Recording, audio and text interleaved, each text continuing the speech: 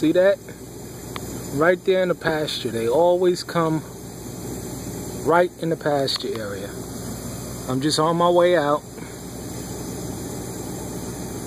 I mean, they're just gonna be easy picking, these deer. I can't wait till deer season.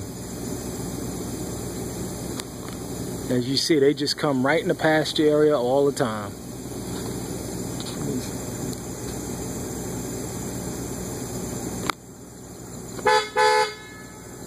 They don't seem to be afraid either. Or he or she. Looks like a young one. Just yesterday I saw about 3 of them out there. But that's another reason why I can't use the field to plant. But yeah, it's awesome. I'm looking forward to deer season. They're going to be so easy to pick off one by one. I think there's a couple of them in there as well. Alright, something interesting to see. Shalom.